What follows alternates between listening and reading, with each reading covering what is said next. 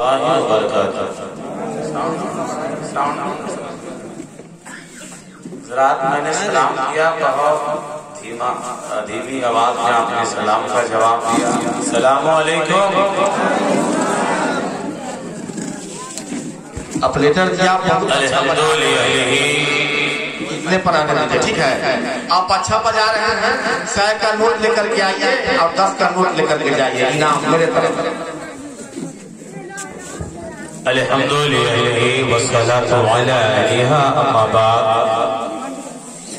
فاعوذ باللہ من الشیطان الرجیم، بسم اللہ الرحمن الرحیم۔ فقال اللہ تبارک و تعالی فی القرآن المجید والفرقان الحمید، یا ایھا الذین آمنوا اتقوا اللہ وکونوا مع الصادقین۔ صدق اللہ مولانا العظیم وبلغنا رسولہ النبی الامین المتین الکریم، ونحن على ذلك لمن الشاهدين والشاکرین، والحمد للہ رب العالمین۔ معزز سامعین کرام، ابھی میں نے خطبے کے اندر قرآن مقدسہ کی ایک آیت کریمہ کی تلاوت کا شرف حاصل کیا ہے۔ چائے ابھی کھائے لائیں، بولنے نہ دیجیے ہم سنیے، میں نے جس آیت کریمہ کی تلاوت کیا ہے، آئیے اس کا ترجمہ و تفسیر بیان کرنے سے پہلے بارگاہ رسالت آپ صلی اللہ تعالی علیہ وسلم میں پورا مجمع عقیدت کے ساتھ درود پاک کا نذرانہ پیش کریں اور پڑھے بآواز بلند، اللہم صلی علی سیدنا و مولانا محمد بارک وسلم، صلو علیہ صلاۃ و سلام علیہ یا رسول اللہ صلی اللہ تعالی علیہ وسلم۔ بابو آپ لوگ خاموش رہیں، 20 منٹ خاموش رہیے، توجہ آپ لوگ آگے آئیے، فیض نہیں گھر سے نہیں ملتا، بولیے سبحان اللہ۔ مجمع بہت ٹھنڈا پڑ گیا ہے، ٹھنڈی تو بڑھ گئی اس لیے، لیکن آپ جس دیوانگی میں جشن غوث الورا منا رہے ہیں، آپ کے اوپر تو ٹھنڈی کا اثرات تو کام نہیں کرنا چاہیے، آپ کے اندر جیسے ہی غوث کا نام آئے تو گرمی پیدا ہو جانا چاہیے۔ لیکن جو بھی آئے شاعر یا خطیب اطمینان سے سنیں، کہنے والا بولنے والے کیا بول رہے ہیں اس کو آپ غور سے سنیں، کیونکہ آپ نے جشن غوث الورا کو سجایا رچایا، اپنے پیسوں کے اس میں صرف کیا، تو یاد رکھیں آپ سنے بھی اس کا ثواب بھی آپ کو مل جائے گا، اور یہ سماعت کریں کہ یہ جشن غوث الورا یا کسی بھی بزرگوں کی شان میں جو ہم جشن مناتے ہیں، یہ اعلیٰ حضرت کا صدقہ ہے۔ بولیے بات سمجھ میں آ رہی ہے؟ تو اعلیٰ حضرت نہ ہوتے تو نہ جانے کہ آج جشن مناتے کہ نقیب ہند و نیپال حضرت علامہ رضا اللہ مصباحی صاحب اللہ بڑی اچھی نقابت کر رہے ہیں، اس سے قبل جوما شاعر سے آپ نے بڑی اچھے انداز میں نعتیہ کلام کا گلدستہ سماعت کیا، دیہاتی انداز میں جوما نہ کہتے ہیں جس کو جوڑوا، ہاں بولیے ہاں، لیکن مجمع میں کا درود پڑھنے کے لیے تو دائیں بائیں پیچھے سے لوگ حضرات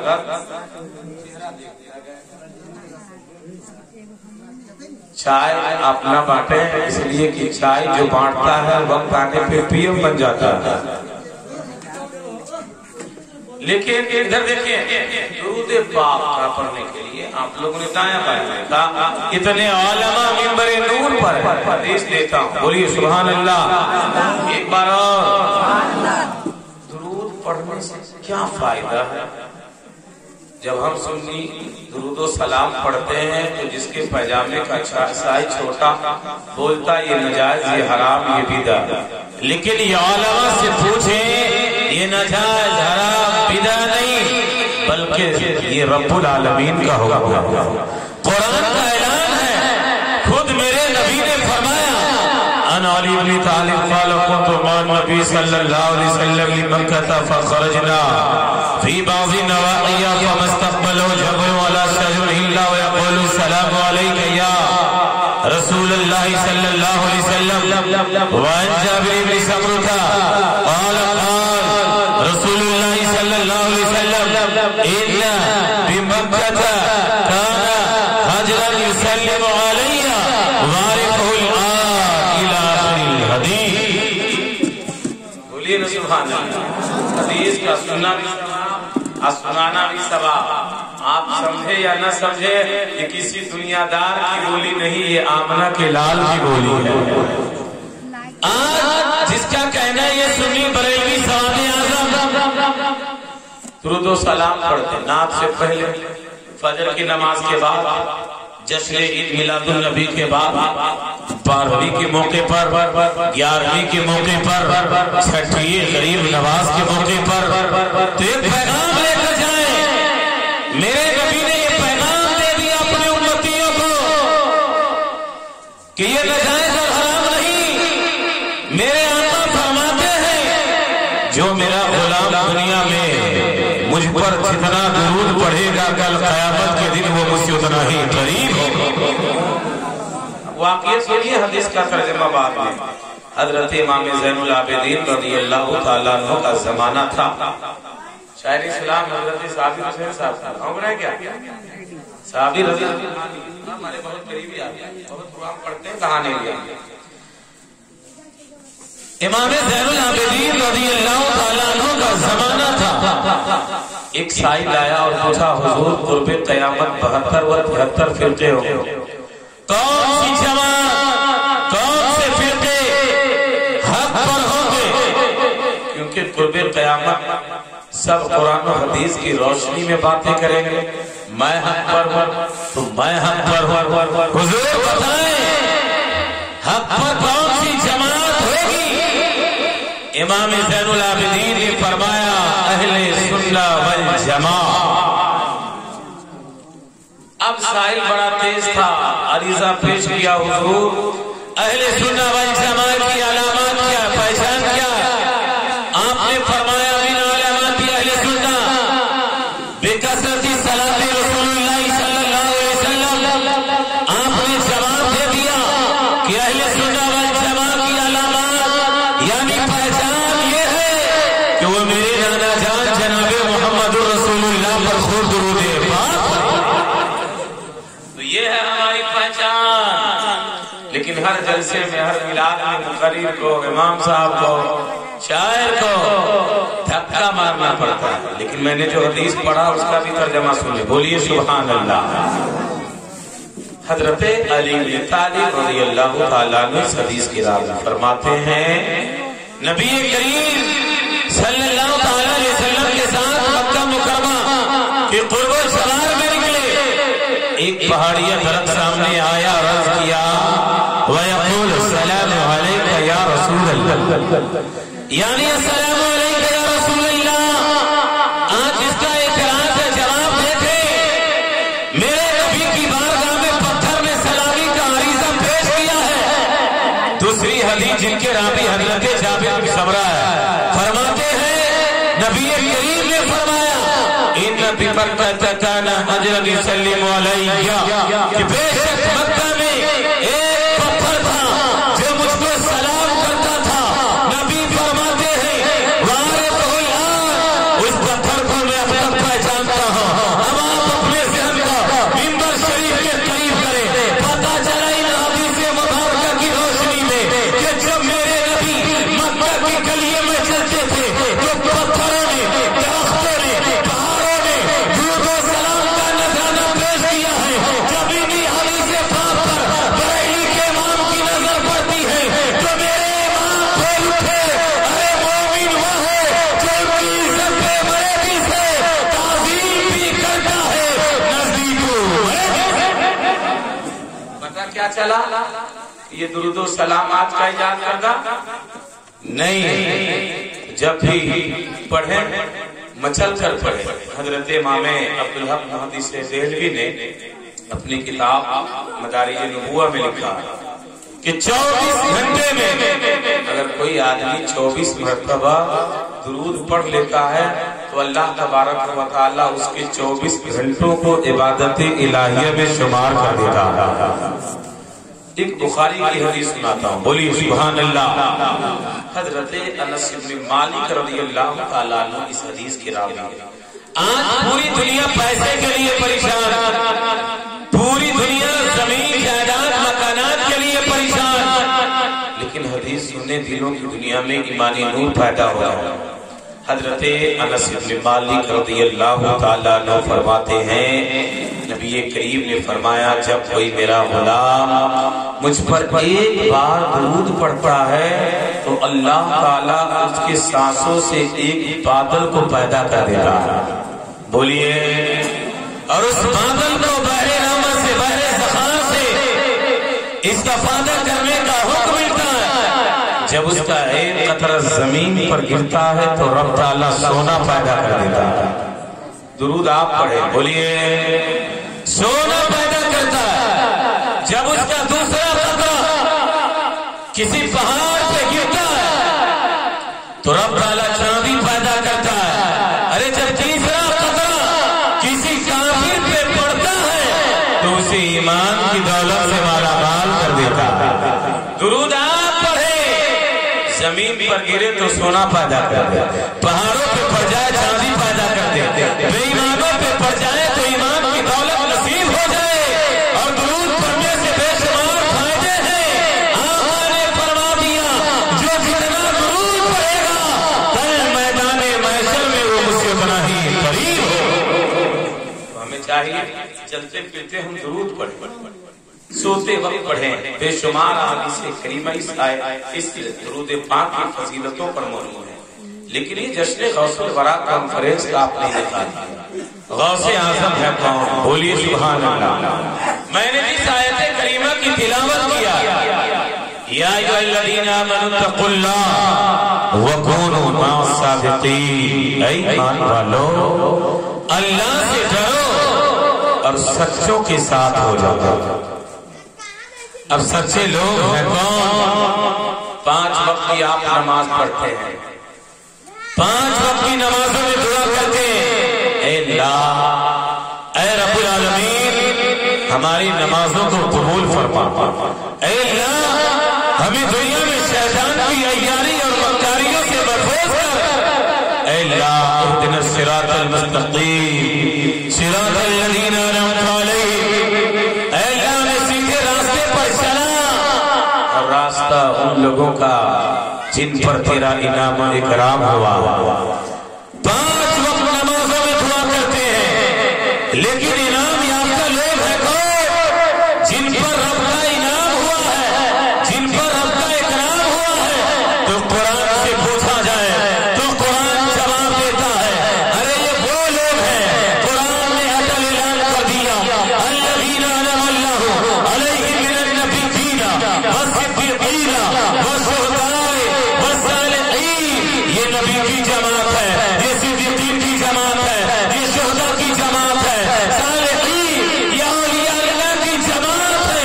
قرآن نے جواب دے دیا کہ اگر تم ان چاروں کے دامنوں سے وابستہ رہو گے تو ایمان کی بھی حفاظت ہو جائے گی اور تقوی کی بھی حفاظت ہو جائے گی۔ یہ ہے ولیوں کی جماعت، اسی لیے ہم غریب نواز کا نعرہ لگاتے ہیں، غوث اعظم کے نام کا نعرہ لگاتے ہیں، اعلیٰ حضرت کا نعرہ لگاتے ہیں، تاج الشریعہ کا نعرہ لگاتے ہیں۔ کیوں؟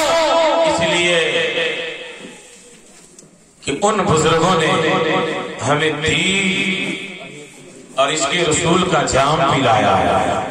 آج گلی گلی نگر نگر بستی بستی میں ایک نعرہ لگتا ہے، اعلیٰ حضرت زندہ باد، تاج الشریعہ زندہ باد۔ کیوں؟ اس لیے کہ اعلیٰ حضرت کے خانوادے کے شہزادگان نے پوری دنیا میں جا کر کے اس کے رسول کا جام بھی پلایا ہے اور مصطفیٰ کی عظمت کا پیغام بھی سنایا ہے۔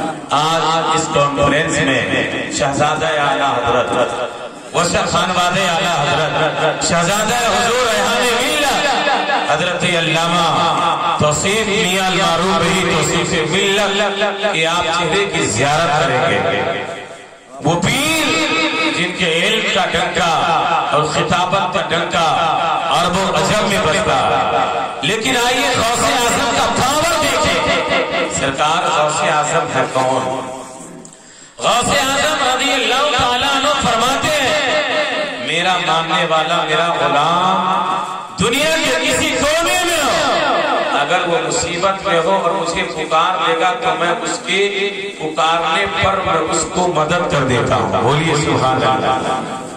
سرکار اعلیٰ حضرت ہیں، آپ سفر حج پہ جا رہے ہیں، کشتی میں بیٹھے ہیں، کشتی ٹوٹ گیا، نیچے سے پانی داخل ہونا شروع ہو گیا، لیکن اعلیٰ حضرت ہے۔ بولیے اعلیٰ حضرت نے شعر و شاعری کی دنیا میں پیغام دے دیا اپنے غلاموں کو کہ دیکھو میں سمندروں کے سینے پر ہوں، جب کشتی پھٹ گیا پانی آنا شروع ہو گیا، میں پکارتا ہوں احمد رضا غوث اعظم کو، تو اعلیٰ حضرت فرماتے ہیں کیا میں دیا ڈبو دو، اب تو تمہاری جانب کشتی تمہیں پہ چھوڑی لنگر اٹھا دیے ہیں۔ اعلیٰ حضرت فرماتے ہیں جیسے ہی میں نے پکارا ہے کشتی میں پانی ہونا آنا بند ہو گیا۔ تو یہ اعلیٰ حضرت کا کیا؟ اعلیٰ حضرت نے پیغام دے دیا کہ غوث اعظم کو بیچ سمندر میں پکار دو گے تو غوث اعظم تمہاری مدد کر دیں گے۔ بولیے نا سبحان اللہ۔ سرکار غوث اعظم کے پاس ایک بوڑھی عورت آئی، بولیے سبحان اللہ۔ ایک بوڑھی عورت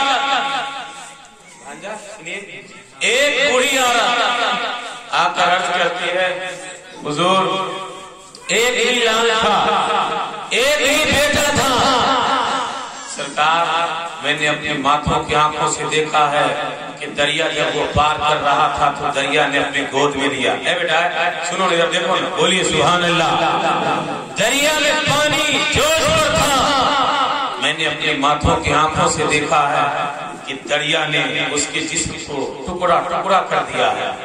حضور ایک ہی لال تھا لیکن آپ تو پیرے پیرا ہے، غوث سمدانی ہے، خطب ربانی ہے، آپ وہ ہیں کہ آپ نے تو مردے کو زندہ کیا ہے۔ ایک عورت کے پاس 5 بیٹیاں تھی تو آپ نے 5 بیٹیوں کو بیٹے میں تبدیل کر دیا ہے۔ سرکار میرے پاس بڑھاپے کا کوئی سہارا لال نہیں ہے، ایک ہی بیٹا تھا، دریا نے توڑ موڑ دیا اس کے جسم کا۔ آپ کی بارگاہ میں یہ بوڑھی عورت عرض پیش کرتی ہے کہ آپ میرے لال کو واپس کر دیجیے۔ بولیے آپ ذرا بیدار ہو کر بولیے آپ میرے لال کو واپس کر دیں، کہ اللہ نے آپ کو پاور دے دیا۔ بولیے نا سمجھ میں آ رہی ہے؟ اللہ نے پاور دیا۔ آج کے جس کے پجامے کا چھاپ شاید چھوٹا بولتا کہ نبی کو اختیار نہیں، یہاں تو ہم سنی علماء کو اتنی صلاحیت تو ضرور ہے کہ نبی کی پاور تو دور کے بعد نبی کے ادنا غلام کو بھی پاور ہے۔ ارے بولیے حضور ایک ہی لال تھا۔ سرکار غوث اعظم رضی اللہ تعالیٰ عنہ نے فرمایا جا گھر تیرا بیٹا گھر پہ موجود ہوگا۔ بوڑھی عورت گئی، گھر جیسے پہنچی تو کیا دیکھتی ہے کہ میرا بیٹا گھر پر نہیں ہے، فوراً غوث اعظم کی بارگاہ میں آتی ہے، پھر عرض کرتی حضور میرا بیٹا گھر پر نہیں ہے۔ سرکار غوث اعظم نے فرمایا جا میں دعا کرتا ہوں تیرا بیٹا گھر پہنچ جائے۔ وہ عورت صرف دوسری بار نہیں آئی، چوتھی مرتبہ عرضی لے کر آئی غوث اعظم کی بارگاہ میں۔ سرکار غوث اعظم رضی اللہ تعالیٰ عنہ نے چوتھی مرتبہ فرمایا جا اب عبد القادر تیرے بیٹے کے لیے دعا کرتا ہے، تیرا بیٹا ضرور گھر پہنچ جائے گا۔ سرکار غوث اعظم ہے، ان کی بارگاہ میں بوڑھی عورت رو کر عرضی لگاتی ہے حضور 3 بار پہلے آ چکی ہوں، یہ چوتھی بار ہے، حضور آپ دعا کر دے میرے پاس ایک ہی لال تھا، آپ کرم کر دے بڑھاپے کا سہارا بیٹا ریٹرن ہو جائے، واپس آ جائے گا۔ غوث اعظم رضی اللہ تعالیٰ عنہ نے آنکھ کو بند کیا اور آسمان کی طرف